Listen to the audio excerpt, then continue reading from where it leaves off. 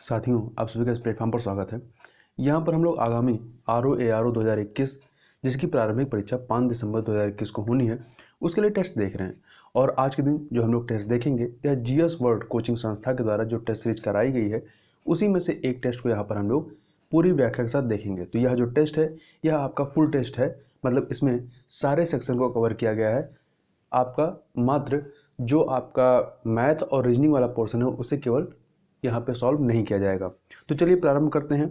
इसमें पहला प्रश्न है कि सूची 1 को सूची 2 से सुमेलित कीजिए तथा नीचे दिए गए कोड की सहायता से सही उत्तर का चुनाव कीजिए। ठीक है, तो देखिए वनस्पति प्रकार और क्षेत्र को यहाँ सुमेलित करना है। तो हैलोफाइट लवणी क्षेत्र में होता है, मेसोफाइट शीतोष्ण कटिबंध, क्रायोफाइट टुंडा एवं शीत क्षेत्र, टोपोफाइट उष्ण कटिबंध। तो यहाँ पर 1 2 3 4 अर्थात ए ऑप्शन जो है सही हो जाएगा।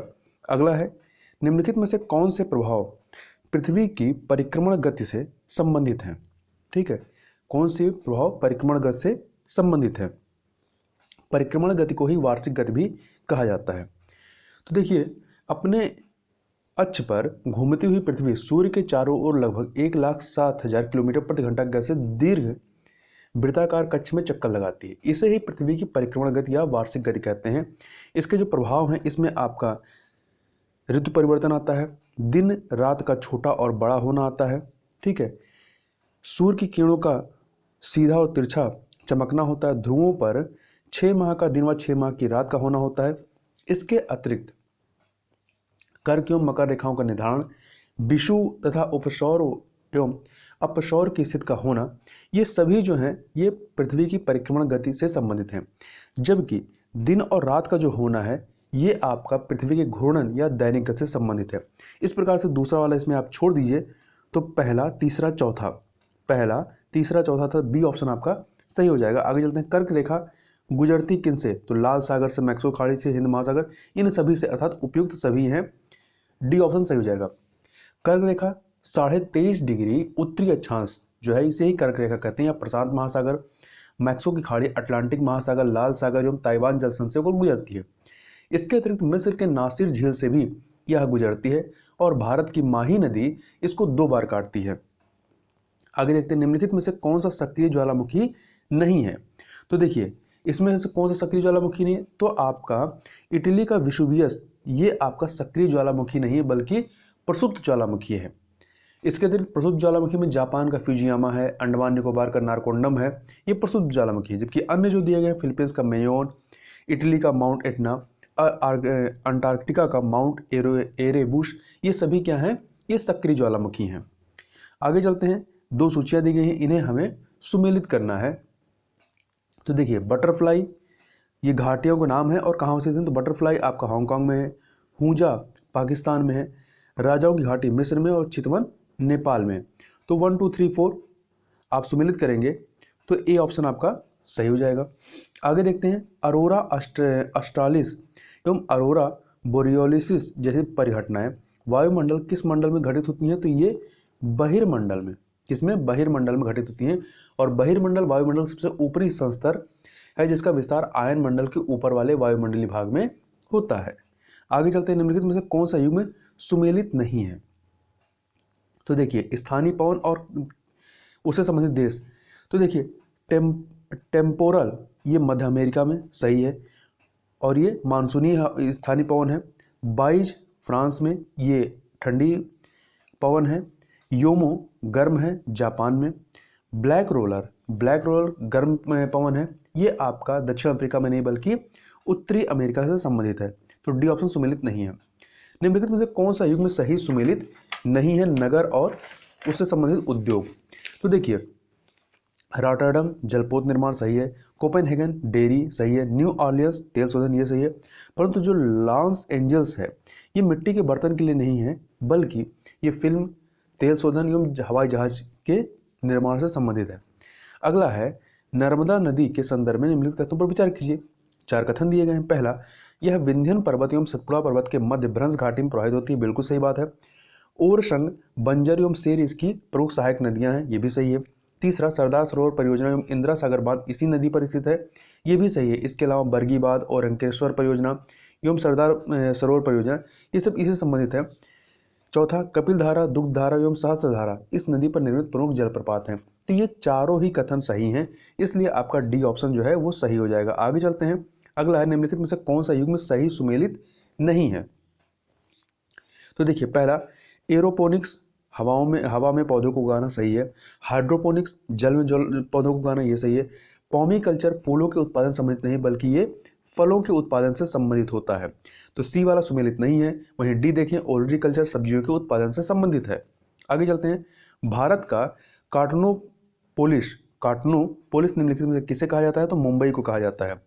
इसके अतिरिक्त अहमदाबाद को भारत का मैनचेस्टर एवं पूर्व का बोस्टन कहा जाता है, और कोयम्बटूर को जो है दक्षिण भारत का मैनचेस्टर कहा जाता है, और कानपुर को जो है उत्तर भारत का मैनचेस्टर कहा जाता है, ये ध्यान रखिएगा। आगे चलते हैं, नागमिश नामक भाषा का प्रयोग निम्नलिखित में से किस जनजाति द्वारा किया जाता है, तो ये नागा जनजाति के द्वारा किया जाता है। किसके द्वारा, नागा जनजाति के द्वारा, जो कि नागालैंड में पाई जाती है। नागालैंड में अन्य कुछ जनजातियां हैं जैसे कि कोन्याक और अंगामी, ये वहाँ की प्रमुख जनजातियां हैं। निम्नलिखित में से कौन सा युग्म सही सुमेलित नहीं है, परियोजना और नदी का सुमेलन देखना है। तो तिपाई मुख बराक नदी पर है, कोटेश्वर भागीरथी नदी पर है, ओंकारेश्वर बेतवा नदी पर नहीं बल्कि नर्मदा नदी पर है। ठीक है, तो सी सही सुमेलित नहीं है। जायकवाड़ी गोदावरी नदी। अगला है माउंट थ्विल्लर पर्वत चोटी निम्नलिखित में से कहाँ अवस्थित है, तो ये जो है आपका ग्रेट निकोबार में, कहाँ पर, ग्रेट निकोबार में अवस्थित है। इसके अतिरिक्त जो अंडमान निकोबार में जो अन्य चोटियां हैं जैसे कि सैंडल चोटी उत्तरी अंडमान में है, माउंट डियोबोली ये मध्य अंडमान में है, माउंट कोयो ये दक्षिणी अंडमान में है। अगला है कर्क रेखा एवं भारतीय मानक समय रेखा एक दूसरे को कहाँ पर काटती हैं, तो ये छत्तीसगढ़ में काटती हैं। ध्यान रखिए, छत्तीसगढ़ में कर्क रेखा भारत के 8 राज्यों से, और जो आपका मानक समय रेखा है भारत के 5 राज्यों से होकर गुजरती है। अगला है निम्नलिखित घटनाओं को कालानुक्रम में व्यवस्थित कीजिए तथा नीचे दिए कोड के सहायता से सही उत्तर चुनना है हमें। देखिए, जॉब चारनॉग द्वारा कलकत्ता शहर की स्थापना ये कब होती है, आपकी 1690 में। कब होती है, 1690 में। वहीं अन्य को देखें तो सर थॉमस रो का जहांगीर के दरबार में आगमन कब होता है, तो ये होता है 1615 में। अंग्रेजी व्यापारिक कंपनी मर्चेंट एडवेंचर्स की स्थापना कब होती है, तो 1549 में होता है। और वहीं पुर्तगालियों द्वारा भारत में राजधानी कोचीन से गोवा स्थानांतरण कब होता है, तो ये होता है 1530 में। तो इसको आप क्रम से लगाएंगे तो इसका डी वाला मतलब सबसे पहले पुर्तगालियों द्वारा भारत में राजधानी कोचीन से गोवा स्थानांतरित होगी। ठीक है, इसके बाद क्या होगा, इसके बाद अंग्रेजी व्यापारिक कंपनी मर्चेंट एडवेंचर्स की स्थापना होगी, फिर सर थॉमस रो का जहांगीर के दरबार में आगमन, और फिर सबसे लास्ट में कौन सा होगा, जॉब चारनॉग के द्वारा कलकत्ता शहर की स्थापना। अगला है गैरोल अंगियार कौन था, तो ये जो है आपका बंबई का वास्तविक अंग्रेज संस्थापक था, जबकि पौंडीचेरी का प्रथम फ्रांसीसी गवर्नर कौन था, फ्रैंको मार्टिन था। और भारत में पहली फ्रांसीसी फैक्ट्री स्थापित करने वाला फ्रांसीसी कौन था, तो वो आपका करोन फ्रैंको था। वहीं चार्ल्स आयर जो है कलकत्ता के फोर्ट विलियम का प्रथम प्रशासक था। आगे चलते हैं, 1857 की घटना सिर्फ गाय की चर्बी से उत्पन्न सैनिक उत्पाद थी। यह कथन किससे संबंधित है, तो ये जो कथन है ये आपका सर जॉन लॉरेंस की है। किसकी है, सर जॉन लॉरेंस की। जबकि विलियम हार्वर्ड रशल का क्या कहना था, इनका कहना था कि 1857 का विद्रोह स्वतंत्रता संघर्ष नहीं बल्कि धार्मिक युद्ध था। और वहीं जॉन ब्रूस नॉर्टन का कहना था कि 1857 का विद्रोह सैनिक विद्रोह न होकर नागरिक विद्रोह था। और बेंजामिन डिजरेली का कहना था कि 1857 का विद्रोह सचेत संयोग से उपजा राष्ट्रीय विद्रोह था। वेबगर सिद्धांत के द्वारा अंग्रेजी साम्राज्य में विलय किए गए राज्यों को कालक्रमानुसार में व्यवस्थित कीजिए और नीचे दिए कोड की सहायता से सही उत्तर का चयन कीजिए। संभलपुर, बघाट, उदयपुर और झांसी। तो इसमें देखिए ये क्रम देखिए, सबसे पहले सतारा 1848 में, फिर जैतपुर एवं संभलपुर है 1849, बघाट 1850 में, उदयपुर 1852, झांसी 1853, नागपुर 1854। तो इसका आप क्रम लगाएंगे तो सबसे पहले संभलपुर आएगा, फिर बघाट, उदयपुर, झांसी। इस प्रकार से ए ऑप्शन सही हो जाएगा। अगला है निम्नलिखित में से कौन सा युग्म असत्य है? तो हिंदू पैट्रियार्ट जो पत्रिका रही ये हिंदी में नहीं बल्कि अंग्रेजी में रही है, जबकि मिरातुल अखबार फारसी में, युगांतर बंगाली में, यंग इंडिया गुजराती में।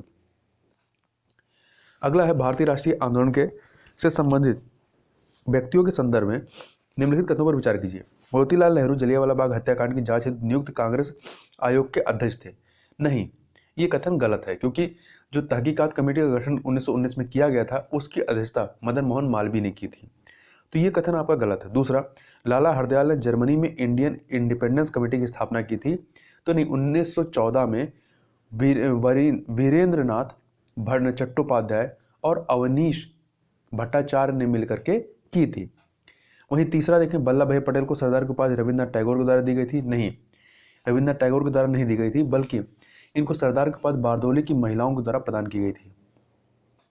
तो यहाँ पे केवल आपका देखें तो तीनों में से कोई भी कथन सही नहीं है, तो यहाँ होना चाहिए कि कौन सा कथन असत्य है, तो ये हो जाता कि तीनों के तीनों कथन असत्य हैं।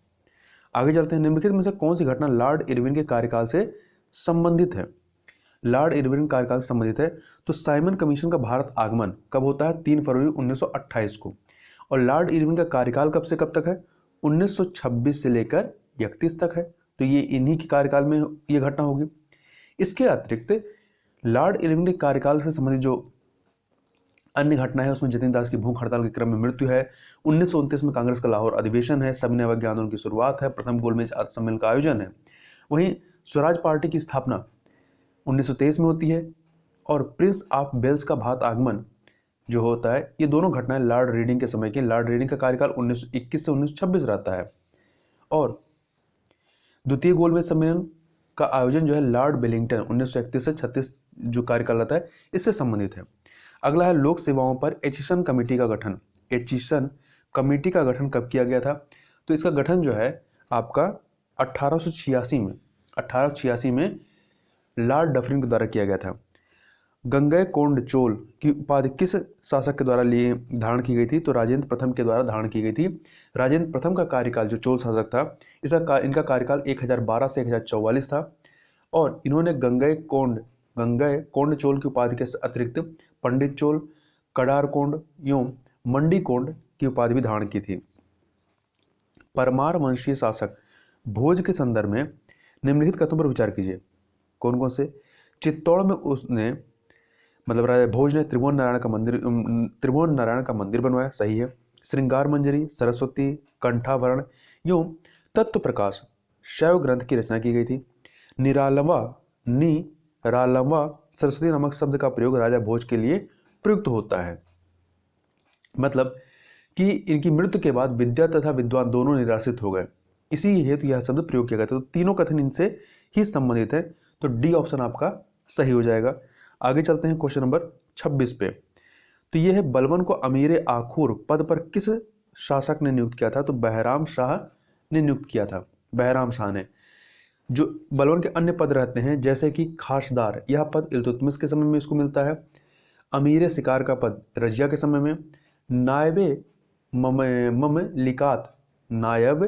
ममलिकात का पद जो है नासरुद्दीन महमूद के समय मिलता है। निम्नलिखित में से किस शासन ने अपने सिक्कों पर सिकंदर सानी खुदवाया था? किस शासक ने? तो अलाउद्दीन खिलजी ने। किसने खुदवाया था? अलाउद्दीन खिलजी ने, सी ऑप्शन, ठीक है। और ये खुद को जो है द्वितीय सिकंदर कहता था। आगे चलते हैं, निम्नलिखित में से कौन सा युग्म सही सुमेलित नहीं है? तो सूफी सिलसिला और संस्थापक सुहरावर्दी बहाउद्दीन जकरिया, चिश्ती ख्वाजा मोइनुद्दीन, सही है। फिरदौसी शेख बदरुद्दीन, सही है। कादरी के संस्थापक जो है नजमुद्दीन कलंदर नहीं थे, बल्कि शाह नियामतुल्ला थे, शाह नियामतुल्ला। तो डी वाला आपका सही नहीं है। अगला निम्नलिखित में कौन सा युग्म सही सुमेलित है?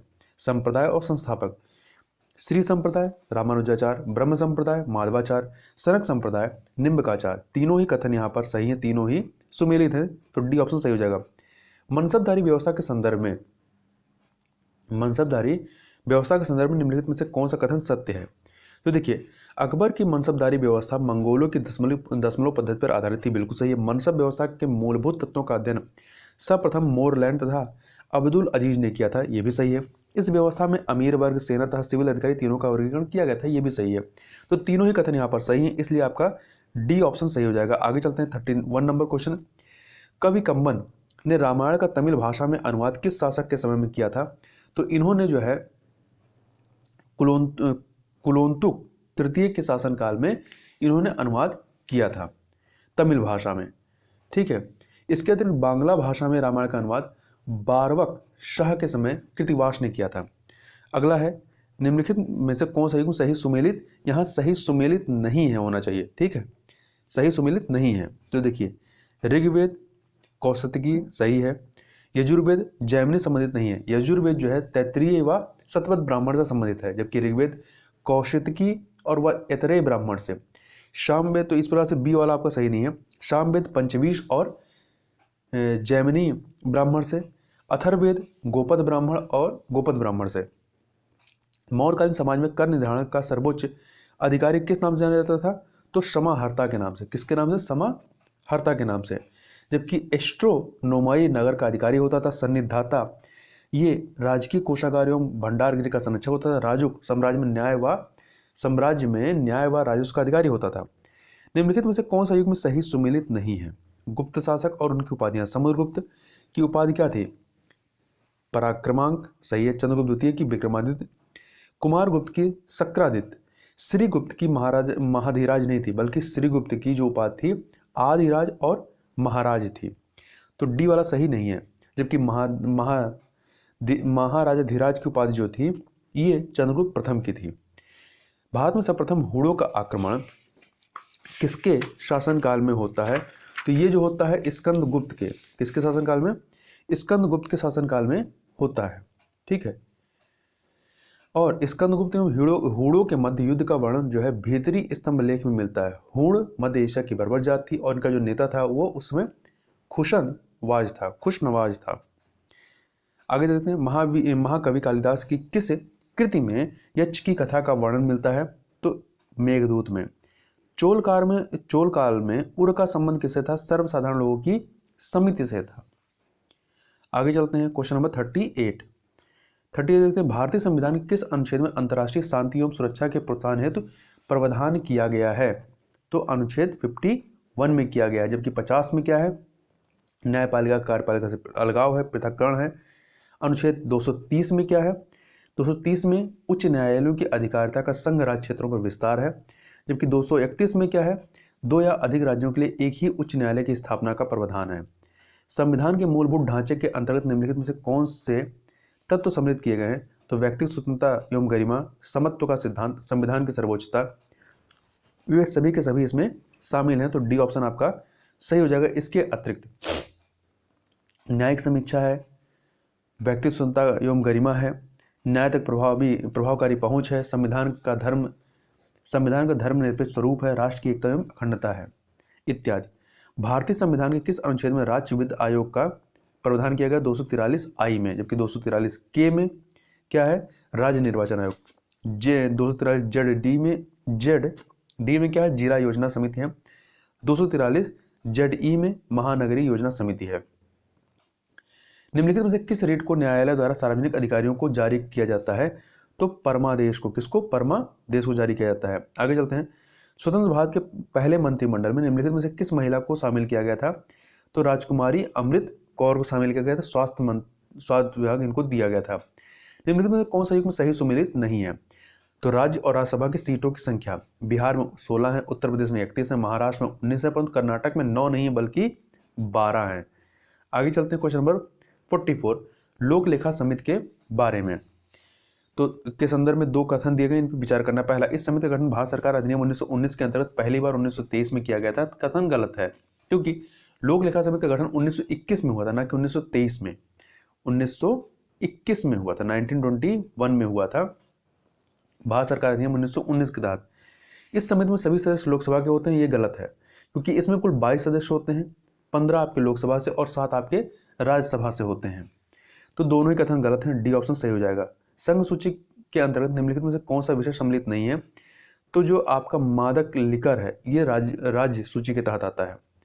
अगला है 2 सूचियां दी गई हैं, इन्हें सुमेलित करना है। देखिए कनाडा, संविधान का स्रोत कनाडा से क्या लिया गया है, तो कनाडा से जो है केंद्र द्वारा राज्यपाल की नियुक्ति का प्रावधान है, तो इसको 4 से मिलाइए। ऑस्ट्रेलिया का संविधान समवर्ती सूची 3 से मिलाइए।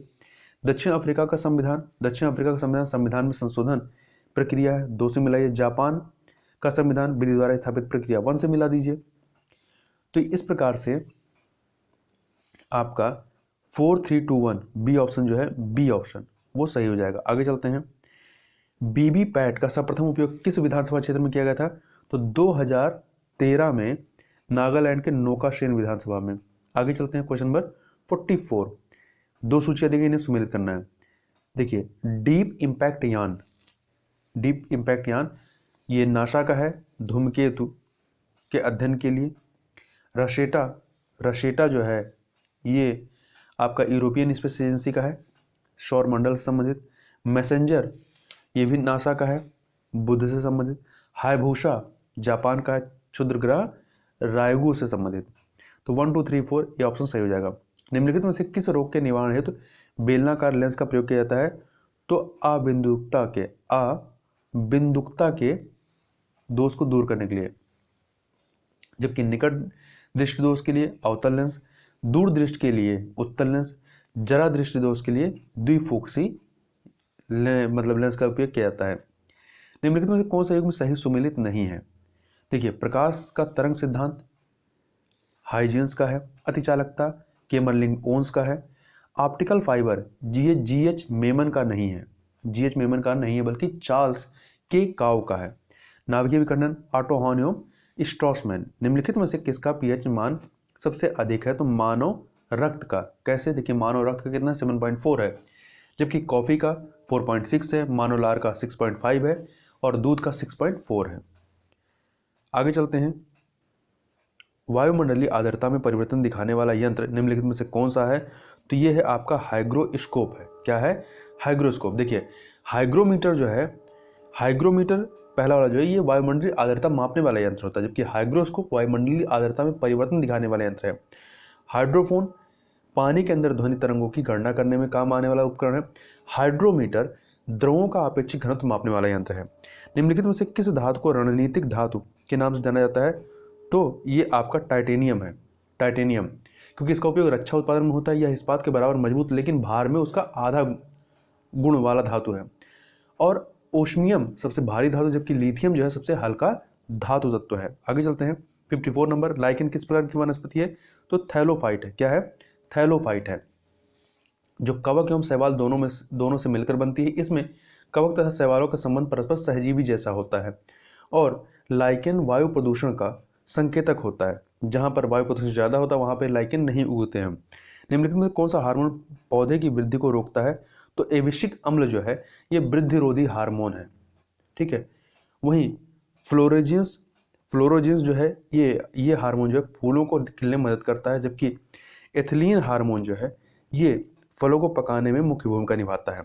निम्नलिखित में से कौन सा पॉलीसेकेराइड कार्बोहाइड्रेट है, तो स्टार्च। देखिए 3 प्रकार के सेकेराइड होते हैं, कार्बोहाइड्रेट होते हैं, एक मोनोसेकेराइड्स, डाइसेकेराइड्स और पॉलीसेकेराइड, 3 प्रकार के।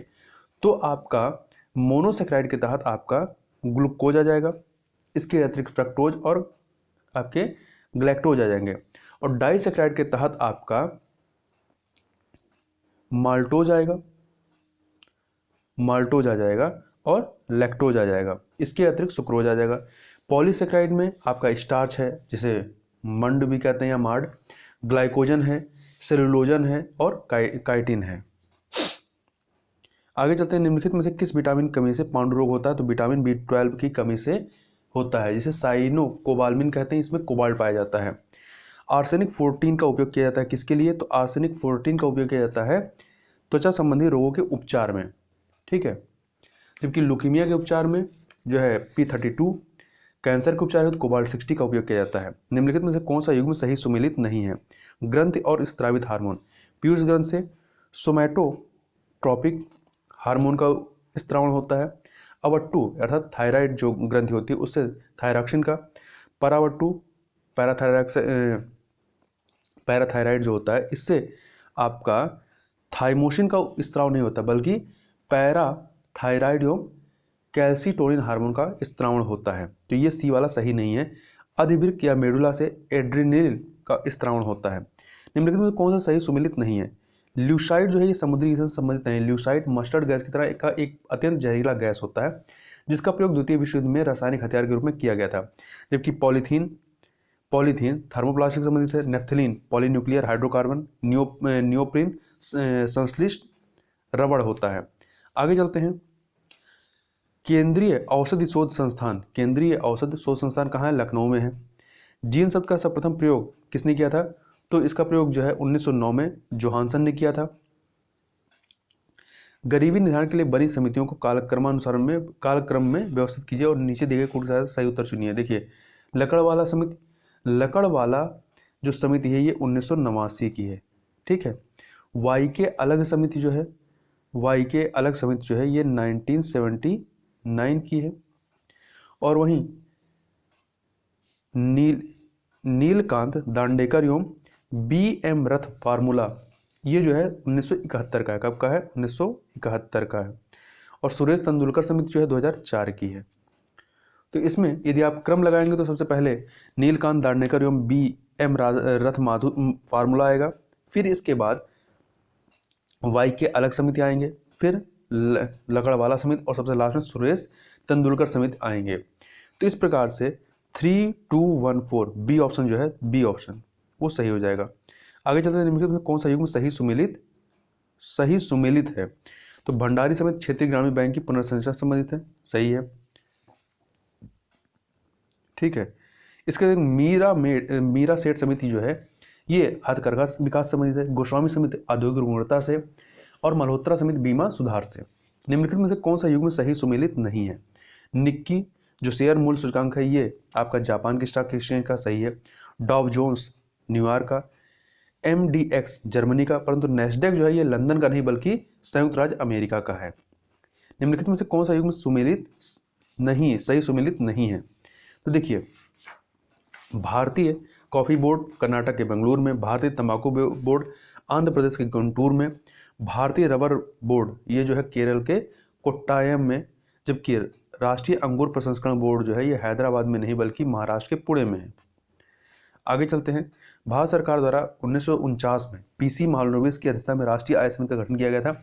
इस समिति के अन्य सदस्य कौन थे? तो इसमें 2 अन्य सदस्य थे, डॉक्टर R गाडगिल और BKRV राव। तो सी ऑप्शन। इनमें से कौन सा युग्म सही सुमेलित नहीं है? तो आर्थिक विकास की माप और प्रतिपादन और प्रयोग। आधारभूत आवश्यकता प्रत्यागम ये विश्व बैंक के द्वारा प्रयोग किया जाता है। क्रय शक्ति क्षमता अंतर्राष्ट्रीय मुद्रा कोष के द्वारा। जीवन की भौतिक गुणवत्ता निर्देशांक प्रत्यागम मैरिस के द्वारा। मानव विकास सूचकांक ये जो है इसका प्रतिपादन 1990 में किया गया था। यूनाइटेड नेशन डेवलपमेंट प्रोग्राम से जुड़े अर्थशास्त्री महमूद उल हक तथा उनके सहयोगी ने किया था, ना कि अहमद उल हक्कानी। तो डी वाला सुमेलित नहीं है। निम्नलिखित में कौन सा युग्म सही नहीं है? ठीक है, जो सही नहीं वो बताना है। 1975 में क्षेत्रीय ग्रामीण बैंक की स्थापना नरसिम्हा समिति की सिफारिश पर। 1982 में नाबार्ड की स्थापना शिवरमन समिति की सिफारिश पर छठी पंचवर्षीय योजना के दौरान। 1990 बेसल वन मानक की शुरुआत नहीं, बेसल वन मानक की शुरुआत जो है आपका 1992 से होता है, 1992 से। 1999 सार्वजनिक बैंकिंग की शुरुआत। तो इसमें सुमेलित कौन सा नहीं है? सी वाला। निम्नलिखित में से कौन सा कार्य रिजर्व बैंक द्वारा संपादित नहीं किया जाता है? नोटों का निर्गमन होता है, साख का नियंत्रण होता है, सरकार के बैंक के रूप में कार्य करना और बैंकों के बैंक के रूप में कार्य करना। परंतु विनिमय का माध्यम ये नहीं होता बल्कि मुद्रा होती है। आगे चलते हैं। प्रभावी राजस्व घाटा क्या होता है? तो ये जो है प्रभावी राजस्व घाटे में से केंद्र द्वारा राज्यों को पूंजीगत संपत्ति के लिए अनुदान दिया जाना, जबकि राजकोषीय घाटा और ब्याज भुगतान का जो डिफरेंस होता है इसे प्राथमिक घाटा कहते हैं। और सकल राजकोषीय घाटा में से आप केंद्र द्वारा राज्यों को जो ऋण दिया जाता है उसको घटा देंगे तो ये आ जाएगा निवल राजकोषीय घाटा। और वहीं सकल प्राथमिक घाटा में से केंद्रों द्वारा राज्यों को जो ऋण दिया जाता है उसको घटाया जाए तो ये आपका निवल प्राथमिक घाटा होता है। अगला है, किसी देश के आर्थिक विकास का सही सूचक आर्थिक विकास का सही सूचक क्या है? स्थिर कीमत पर राष्ट्रीय आय। ठीक है, जबकि किसी देश की आर्थिक समृद्धि, विकास की जब बात करेंगे तो राष्ट्रीय आय है, परंतु आर्थिक समृद्धि का सर्वाधिक उपयुक्त मापदंड प्रति व्यक्ति वास्तविक आय होता है। आगे चलते हैं 73 नंबर क्वेश्चन। तो यहाँ पे कौन सा युग्म सही सुमेलित नहीं है? टाइगर रिजर्व और राज्य। तो परम्बिकुलम केरल में है, कावल तेलंगाना में है, मुकुंदरा हिल्स राजस्थान में, परंतु बोर जो है ये उत्तर प्रदेश में नहीं बल्कि महाराष्ट्र में है। निम्नलिखित में से कौन सा अधिनियम छाता विधान अम्ब्रेला लेजिस्लेशन के रूप में जाना जाता है? तो पर्यावरण संरक्षण अधिनियम 1986। अगला है एपिको आंदोलन का संबंध किस राज्य से है? तो कर्नाटक से है। निम्नलिखित में से कौन सा कथन असत्य कथन है? तो देखिए असत्य हमें ढूंढना है। तो गहन पारिस्थितिकी शब्द का सर्वप्रथम प्रयोग 1973 में अर्नीज नेस ने किया था, सही है। पारिस्थितिकी निश्चय शब्द को सर्वप्रथम 1917 में जोसेफ ग्रेनले ने प्रस्तुत किया था, ये भी सही है। जैव विविधता को अल्फा, बीटा तथा गामा श्रेणी में विभाजन 1972 में व्हिटेकर द्वारा किया गया था, ये भी सही है। डी वाला 10% के नियम का संबंध लिंडेमन से नहीं है, नहीं बिल्कुल लिंडेमन से है, तो इसलिए ये वाला सही नहीं है। आगे चलते हैं। अगला है निम्नलिखित में से कौन सा बाह्य स्थान है जैवोपचार एक्स-C2 बायो रेमिडेशन के अंतर्गत सम्मिलित किया जाता है? तो बायो रिएक्टर को, किसको? बायो रिएक्टर को किया जाता है। इसके अतिरिक्त आपके बाह्य स्थान जैवोपचार में अन्य जो विधियां कंपोस्टिंग है, लैंड फार्मिंग है, बायोपाइल्स है, ये आते हैं। वहीं बायो वेटिंग, जैव छिड़काव, बायो स्टिमुलेशन एवं जैव संवर्धन को स्वस्थानीय जैवोपचार के अंतर्गत शामिल किया जाता है। आगे चलते हैं। निम्नलिखित में कौन सही सुमेलित नहीं है? देखिए 21 मार्च को विश्व वानिकी दिवस, 22 मार्च को विश्व जल दिवस, 16 सितंबर को विश्व ओजोन दिवस, परंतु 9 नवंबर को विश्व शौचालय दिवस नहीं होता बल्कि 19 नवंबर को होता है। आगे चलते हैं। दो सूचियां दी गई हैं सुमेलित करना, राष्ट्रीय उद्यान और अवस्थित। अंसी जो है आपका, अंसी कहाँ से संबंधित है? कर्नाटक। 4 बता दीजिए। बेतला झारखंड 3, गुगामल जो है महाराष्ट्र 2 से, इंतानकी ये नागालैंड 1।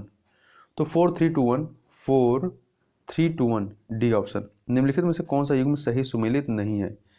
घटनाएं और वर्ष रियो +5 1997 सही है, रियो +10 2002 सही है, रियो +20 2012 होगा ना कि 2010, तो सी वाला सही नहीं है। अर्थ समिट 1992। निम्नलिखित में कौन सा द्वितीय प्रदूषक है? तो पर ऑक्सीएसिटिल नाइट्रेट ये द्वितीय प्रदूषक है। यूट्रोफिकेशन संबंधित है किससे? तो ये जल प्रदूषण से संबंधित है। राष्ट्रीय पादप अनुवांशिक संस्थान ब्यूरो NBPGR की स्थापना कब हुई थी? तो 1977 में। 83 को देखें तो 83 का 1977 में नई दिल्ली में इसकी स्थापना की गई। लैंटिक आवास के अंतर्गत सम्मिलित हैं तालाब और आर्द्रभूमि। तो पहला तीसरा सी ऑप्शन, ठीक है। देखिए लैंटिक आवास के अंतर्गत तालाब, आर्द्रभूमि, झील एवं जलाशय आते हैं, ये स्थिर जल के आवास हैं, जबकि नदी जो है लोटिक आवास के अंतर्गत आती है, ये बहते जल के आवास होते हैं। आगे चलते हैं। Question number 85। निम्नलिखित में से कौन सा असत्य कथन है? देखिए भारत में जनगणना अधिनियम 1948 के अंतर्गत कराई जाती है, बिल्कुल सही है। भारत में सर्वप्रथम वैज्ञानिक एवं नियमित रूप से जनगणना लॉर्ड रिपन के कार्यकाल में प्रारंभ हुई नहीं। देखिए सर्वप्रथम जो होता है वो लॉर्ड मेयो के कार्यकाल में होता है, लॉर्ड मेयो के कार्यकाल में होता है, तो बी वाला सही नहीं है। बल्कि जबकि लॉर्ड रिपन के कार्यकाल में नियमित एवं वैज्ञानिक ढंग से जनगणना 1881 से प्रारंभ होती है। सी वाला देखिए भारत की जनसंख्या में सर्वाधिक वृद्धि 1961 से 71 के दशक में 24.8% हुई थी, ये भी सही है। 2021 की जनगणना स्वतंत्र भारत की 8वीं जनगणना होगी 2021 की। जो 2011 की थी वो ऐसे तो भारत की 15वीं थी परंतु स्वतंत्र भारत की 7वीं थी, तो इस बार वाला 21 में जो होगा वो आपका 8वीं होगी। अगला है 2011 की जनगणना में दिव्यांगों को कितनी श्रेणियों में विभक्त किया गया है? कुल 7 श्रेणियों में। निम्नलिखित धर्मों की अवस्था जनसंख्या को 2011 की जनगणना के अनुसार अवरोही क्रम में व्यवस्थित कीजिए। तो ये सबसे अधिक क्या होंगे? सबसे अधिक आपके सिख हैं, फिर ईसाई हैं, फिर सिख हैं, फिर आपके बौद्ध हैं और फिर जैन हैं, ठीक है। तो यही क्रम चलेगा, तो क्रम लगाइए क्या होगा। तो क्रम में आप जाएंगे तो सबसे पहले आपका, एक सेकेंड, इसमें हमें सही देखना है। तो सबसे अधिक क्या है? सबसे अधिक ईसाई हैं, फिर सिख हैं, ईसाई हैं तो तीसरा पहले आ जाएगा, फिर सिख है, फिर बौद्ध, फिर जैन। ये ए ऑप्शन सही हो जाएगा। 2011 की जनगणना के अनुसार नगरीय जनसंख्या की दृष्टि से उत्तर प्रदेश कौन सा स्थान दूसरा है? पहले पे महाराष्ट्र है नगरीय जनसंख्या के मामले में। स्वतंत्र भारत की प्रथम सामाजिक आर्थिक एवं जातिगत जनगणना कब की गई? 2011 में की गई। कब की गई? 2011 में। आगे चलते हैं। यहाँ पे कौन सा युग में सुमेलित नहीं, ये बताना है। राज्य सूचना आयोग का गठन 2000 में नहीं होता, सन 2000 में नहीं, बल्कि 14 सितंबर 2005 को होता है, सूचना का अधिकार अधिनियम 2005 के अंतर्गत। तो ए ऑप्शन सही नहीं है। राज्य मानवाधिकार आयोग 2002 का है। राज्य महिला आयोग जो है वो 2013 का है। प्रथम राज्य वित्त आयोग 1994 का है। अगला निम्नलिखित में से कौन सा युग में सही सुमेलित नहीं है? तो संस्थान, संगठन और अवस्थिति। देखिए, सेंट्रल टेक्सटाइल इंस्टीट्यूट कानपुर में है, central drug research institute Lucknow में, भारतीय कालीन प्रौद्योगिकी संस्थान प्रयागराज में नहीं बल्कि भदोही में। तो सी वाला सही नहीं है, जबकि राष्ट्रीय बीज अनुसंधान एवं प्रशिक्षण केंद्र वाराणसी में है। निम्नलिखित में किसका संबंध बनारस घराने से? तो गिरिजा देवी, सिद्धेश्वरी देवी, कृष्णा देवी, बागेश्वरी देवी, इन सभी का संबंध जो है आपका बनारस घराने से। तो डी ऑप्शन सही हो जाएगा। निम्नलिखित में से कौन सा युग में सही नहीं है? विशिष्ट उत्पाद और जिला। मूज उत्पाद अमेठी का, मूज उत्पाद अमेठी, सुल्तानपुर, प्रयागराज। काष्ठ उत्पाद रायबरेली, बस्ती, सहारनपुर, बिजनौर। गौरा पत्थर शिल्प जो महोबा का है। ब्लॉक प्रिंटिंग ये प्रयागराज का नहीं बल्कि फर्रुखाबाद का है। D option. निम्नलिखित में से कौन सा उत्तर प्रदेश के प्रथम लोकायुक्त थे? न्यायमूर्ति श्री विशंबर दयाल। वर्तमान में कौन है? न्यायमूर्ति श्री संजय मिश्रा। ये 2016 में इन्होंने पदभार ग्रहण किया है। निम्नलिखित में से कौन सी जनजाति दिवाली को शोक के रूप में मनाती है? तो थारू जनजाति जो है ये शोक के रूप में मनाती है। और थारू जनजाति जो है संयुक्त एवं पितृसत्तात्मक परिवार ये पाया जाता है, और ये लोग बजहर नामक त्यौहार मनाते हैं और इनकी अर्थव्यवस्था कृषि प्रधान है। अगला है उत्तर प्रदेश का सोनभद्र जिला निम्नलिखित में से कितने राज्यों की सीमा को स्पर्श करता है? तो सोनभद्र जो है वो 4 राज्यों को, सोनभद्र मध्य प्रदेश, छत्तीसगढ़, झारखंड तथा बिहार को, जबकि सहारनपुर जो कि आपका पश्चिम यूपी में है, सहारनपुर जिला 3 राज्यों उत्तराखंड, हिमाचल प्रदेश और हरियाणा को स्पर्श करता है। आगे चलते हैं 97 नंबर। निम्नलिखित में कौन सा युग में सही सुमेलित नहीं है? ध्रुपद मेला ये वृंदावन, देवीपाटन, प्रयागराज में नहीं है। देवीपाटन प्रयागराज में बल्कि बलरामपुर में है। तो आपका बी वाला सुमेलित नहीं है। शिकरी मोदीनगर, गाजियाबाद, कजरी, महोबा। हाल ही में निम्न से किस देश में बर्ड फ्लू का H10N3 स्ट्रेन से संक्रमित पहले शख्स का मामला सामने आया है? तो चीन में आया है। कहाँ पे आया है? चीन में आया है। तो डी वाला सही हो जाएगा। हाल ही में जून 2021 में भारतीय उद्योग परिसंघ CII का नया अध्यक्ष किसे नियुक्त किया गया है? तो टीबी नरेंद्रन को। किसको नियुक्त किया गया है? टीबी नरेंद्रन को। हाल ही में जून 2021 में फोर्ब्स की तरफ से जारी ताजा रैंकिंग में सर्वाधिक कमाई करने वाले 100 खिलाड़ियों की सूची में किस एकमात्र भारतीय खिलाड़ी को स्थान प्राप्त हुआ है? तो विराट कोहली को। और ये जो है 59वें पोजीशन पर है। D option. हाल ही में निम्न से किस देश ने स्वच्छ ऊर्जा नवाचार को बढ़ावा देने हेतु वैश्विक पहल mission innovation clean tech exchange launch किया है? तो भारत के द्वारा लॉन्च किया गया है। हाल ही में नीति आयोग के SDG भारत सूचकांक 2020-21 में निम्न से कौन सा राज्य शीर्ष स्थान पर रहा है? तो शीर्ष स्थान पर कौन था? आपका केरल था, जबकि दूसरे पे हिमाचल प्रदेश और तमिलनाडु थे। आगे चलते हैं। विश्व पर्यावरण दिवस निम्न से किस दिन मनाया जाता है? तो 5 जून को। हाल ही में निम्न से किस राज्य सरकार ने आर्थिक रूप से कमजोर SC ST एवं अति पिछड़ा वर्ग विद्यार्थियों के लिए मुख्यमंत्री अनुप्रति कोचिंग योजना का शुभारंभ किया है? राजस्थान ने। हाल ही में नौसेना का हाइड्रोग्राफिक सर्वेक्षण वाले निम्न से किस जहाज को 40 वर्ष की सेवा के बाद रिटायर कर दिया गया? तो INS सध्यांक को। हाल ही में किस राज्य सरकार ने राज्य में नौकरी की संभावनाओं को बढ़ावा देने हेतु नॉलेज इकोनॉमी मिशन लॉन्च किया है? तो ये मिशन लॉन्च किया है केरल ने। ए ऑप्शन सही हो जाएगा। हाल ही में प्रधानमंत्री नरेंद्र मोदी ने पुणे में विश्व पर्यावरण दिवस के अवसर पर किस प्रोजेक्ट को लॉन्च किया है? तो E100 पायलट प्रोजेक्ट को। बी ऑप्शन सही हो जाएगा। देखिए, इस महत्वाकांक्षी परियोजना को भारत में इथेनॉल के उत्पादन और वितरण के लिए एक नेटवर्क स्थापित करने के उद्देश्य से शुरू किया गया है। अगला है, हाल ही में निम्न से किस राज्य सरकार ने जहां वोट वहां वैक्सीनेशन अभियान की शुरुआत की है? दिल्ली ने। हाल ही में किस देश को संयुक्त राष्ट्र आर्थिक और सामाजिक परिषद के लिए 2022-24 की अवधि के लिए चुना गया है? तो भारत को चुना गया है। किसको चुना गया है? भारत को। हाल ही में संयुक्त राष्ट्र महासभा के 76वें सत्र के अध्यक्ष चुनाव किसने जीता था? तो मालदीव के अब्दुल्ला शाहिद ने। हाल ही में विश्व बैंक के नए शिक्षा सलाहकार के रूप में निम्न से किसे नियुक्त किया गया है? तो रणजीत सिंह दिसाले को नियुक्त किया गया है। रणजीत सिंह दिसाले को जून 2021 से जून 2024 तक के लिए। और इनका जो योगदान है शिक्षा में, वो लड़कियों की शिक्षा और क्यूआर कोड आधारित किताबों के अभियान को बढ़ावा देने के लिए इन्हें ग्लोबल टीचर अवार्ड से भी सम्मानित किया गया है। अगला है, हाल ही में जून 2021 में कौन सा देश ओपन स्काई हथियार नियंत्रण समझौते से बाहर हो गया? तो रूस। पहले आपको 2020 में ही अमेरिका बाहर हो गया था। हाल ही में किस राज्य की वाटर ब्यूरियल को 67वें राष्ट्रीय फिल्म पुरस्कार 2021 में पर्यावरण संरक्षण पर सर्वश्रेष्ठ फिल्म पुरस्कार या राष्ट्रीय पुरस्कार मिला है? अरुणाचल प्रदेश की फिल्म को। आगे चलते हैं, हाल ही में जून 2021 में नीति आयोग और पीरामल फाउंडेशन 112 आकांक्षी जिलों में किस अभियान की शुरुआत की है? तो इस अभियान का नाम क्या है? सुरक्षित हम सुरक्षित तुम। यह अभियान ऐसे कोविड मरीजों को घर पर देखभाल उपलब्ध कराने में जिला प्रशासन की सहायता के लिए शुरू किया गया है जिनमें संक्रमण के लक्षण नहीं है या हल्के लक्षण हैं। आगे चलते हैं, हाल ही में जून 2021 में निम्न से कौन सा देश बिटकॉइन को कानूनी मान्यता देने वाला दुनिया का पहला देश बन गया? अल सल्वाडोर है। आगे चलते हैं, हाल ही में भारत के निम्न में से किस राज्य को एनीमिया मुक्त भारत सूचकांक 2020-21 की रिपोर्ट में शीर्ष स्थान प्राप्त हुआ है? तो ये स्थान प्राप्त हुआ है मध्य प्रदेश को। ठीक है, इस रैंकिंग में हिमाचल प्रदेश तीसरे स्थान पर रहा है। किस राज्य सरकार ने हाल ही में मुख्यमंत्री किसान मित्र ऊर्जा योजना के प्रारूप को मंजूरी दी है? तो राजस्थान ने दी। किसने दी है? राजस्थान ने।